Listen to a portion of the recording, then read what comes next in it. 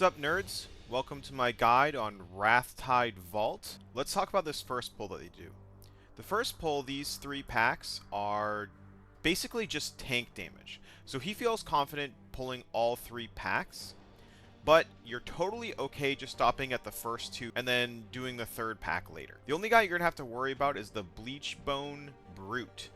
Basically, any mob or guy in this dungeon that has one of these big anchors as a weapon is going to do a frontal cleave. So yes, it's still tank damage, but the DPS and the healer need to watch out so to make sure that they're not in front of this guy. Once again, thank you to Ian and the crew for giving me this tank POV.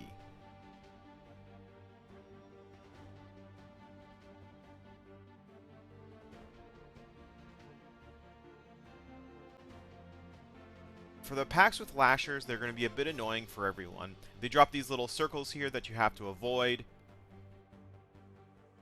You have to watch out for some interrupts. Soul Powder Buccaneers will cast Soul Powder Shot, which should be interrupted.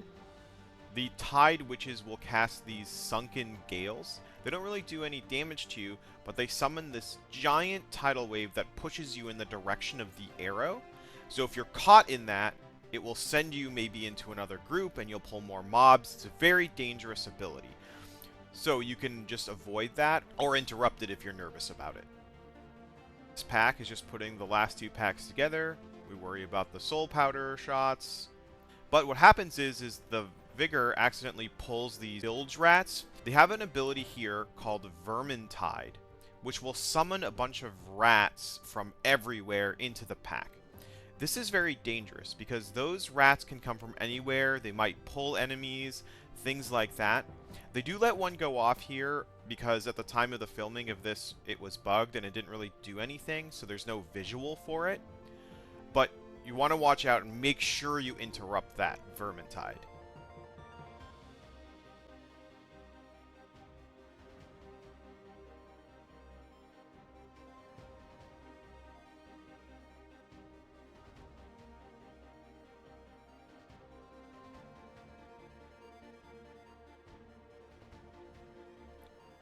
Let's walk through First Mate Marrow, the first boss of this run.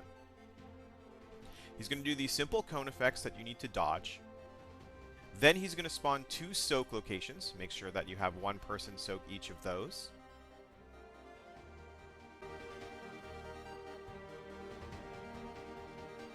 A few ads that you need to interrupt.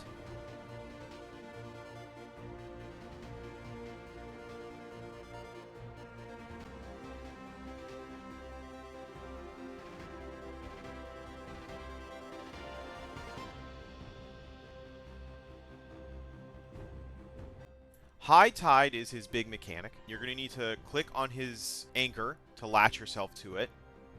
Then once you're in here, you're going to need to deal damage while dodging these sharks.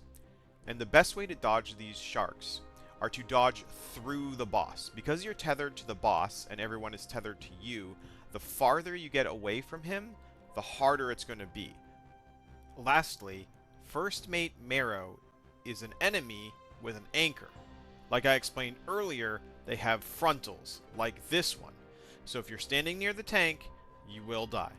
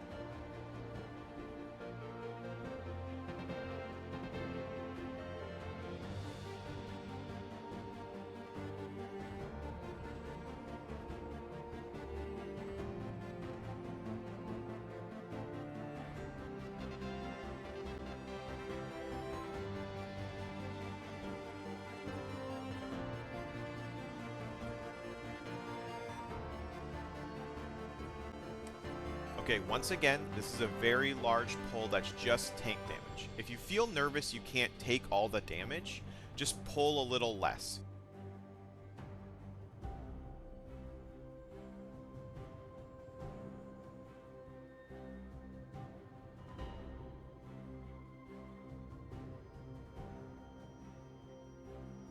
throws his shield to this pack across the bridge, and then pulls this pack here.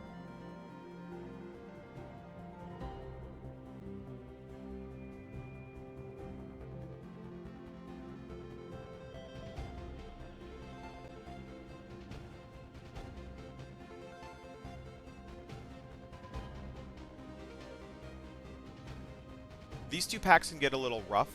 There is a lot of tank damage, and you really have to be careful once again about these vermin tides from the bilge rats. Those cannot go off. Make sure you interrupt them.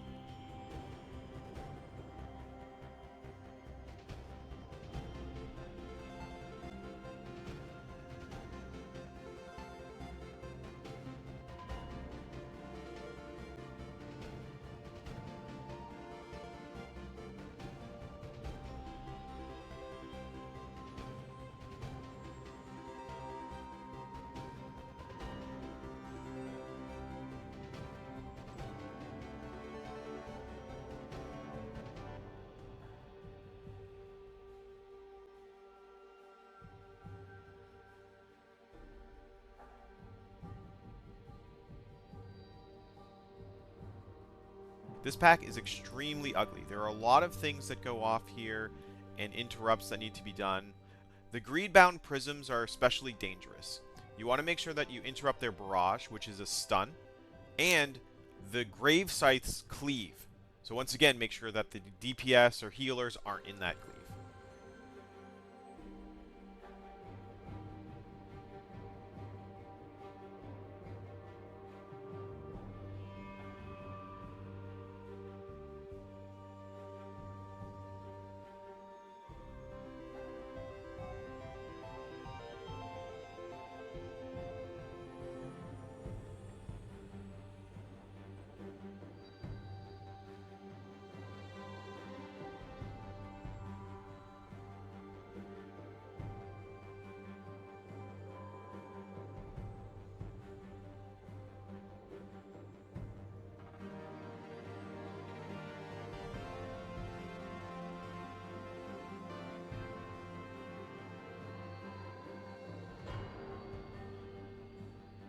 Alright, let's walk through Bael'Aurum.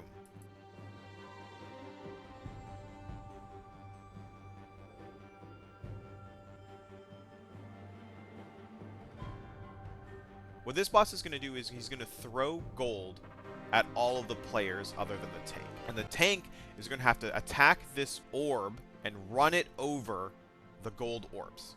So typically what we do in this case is we all stack up, because the boss will target players with the gold that he's throwing.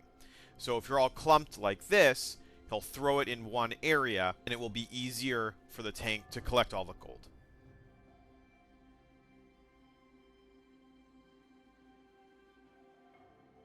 Shadow Greed Eclipse. This ability is just a big AoE damage. You want to make sure if you're the healer that you're ready for it.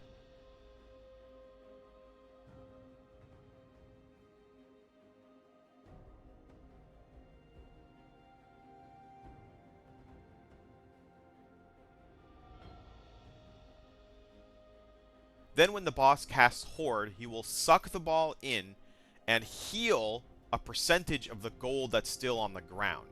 So the tank's first priority is always this orb.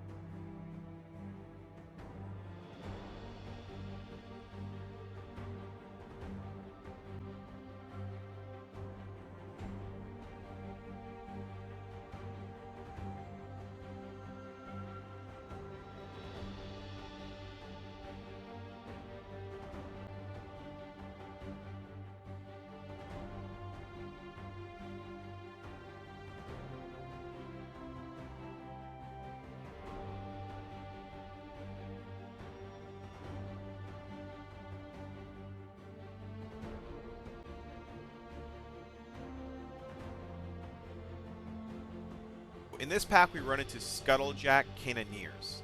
They cast bombs away, which isn't interruptible, but you can displace it. And it's a big AoE.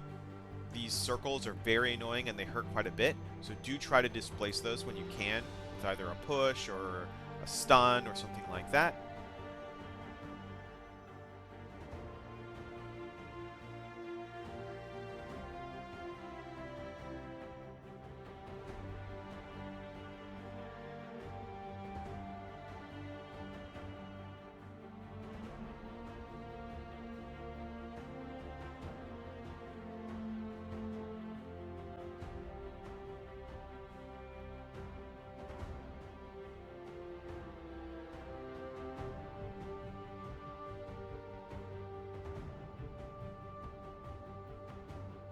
Here's another pack that can be really tough. They pull both of these packs together because they just send orbs and tornadoes through them that are going to pull. But this is another pull where you can do both of these packs separate if you're careful.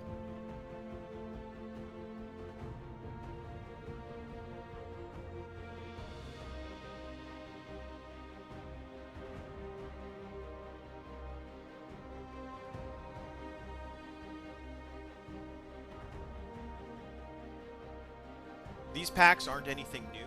It's pretty standard for these dungeons to give you all of these mobs individually, then right before you go into the last boss, give you all of the mobs collectively, so you need to deal with all the mechanics rather than just one at a time as you learn them.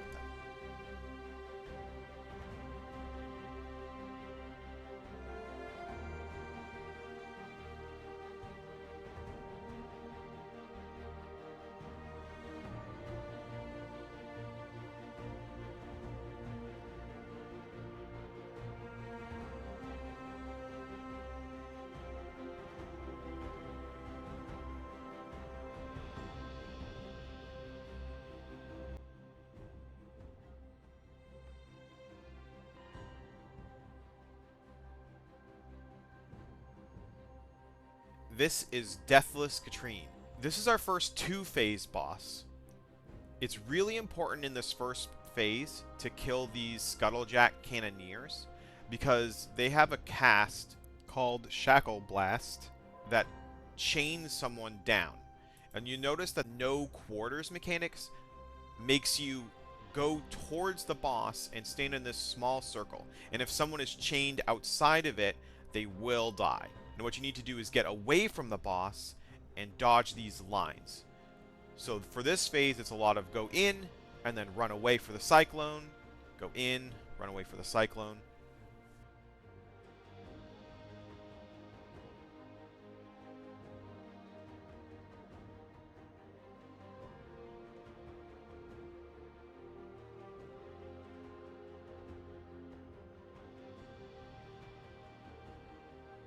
The other mechanic that they may mix in is quick draw.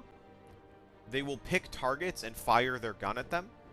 It may target the same person multiple times, and if that's the case, you may want to use a defensive because they do hurt.